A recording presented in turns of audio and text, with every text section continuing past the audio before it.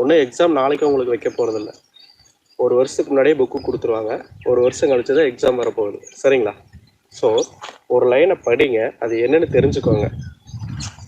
Daily அதை repeat பண்ணிக்கிட்டே இருங்க. உங்களுக்கு என்ன கடினமாக இருக்குதோ அதை தெரிஞ்சுக்கிட்டு அதை ரிப்பீட் பண்ணிக்கிட்டே இருங்க. உங்கள் மனசுக்குள்ளே சொல்லி பார்த்துக்கிட்டே இருங்க. நாளைக்கு புதுசாக இன்னொரு லைன் படிங்க.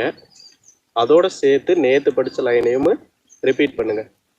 அதுக்கு அடுத்த நாள் புதுசாக ஒன்று படிங்க. அந்த 2 லைன் மறுபடியும் ரிப்பீட் பண்ணுங்கள். இதே மாதிரி தொடர்ந்து கஷ்டமான ஒரு விஷயத்த கொஞ்சம் கொஞ்சமாக டெய்லி அதை நீங்கள் பண்ணிகிட்டே இருக்கும்போது கடப்பாறை கரைச்சா கல்லும் கரையும் அப்படிம்பாங்கல்ல, அது மாதிரிங்க. எவ்வளோ பெரிய விஷயமாக இருந்தாலும் சரி, நம்ம முயற்சி செஞ்சு இதை செஞ்சிடணும் அப்படின்னு சொல்லி கொஞ்சம் கொஞ்சமாக அதை செய்ய முயற்சி பண்ணும்போது அது நம்ம கைக்குள்ளே வந்துடுது. விடாமுயற்சி விஸ்வரூப வெற்றி ஆயிடுது. ஓகேங்களா? ஸோ நம்ம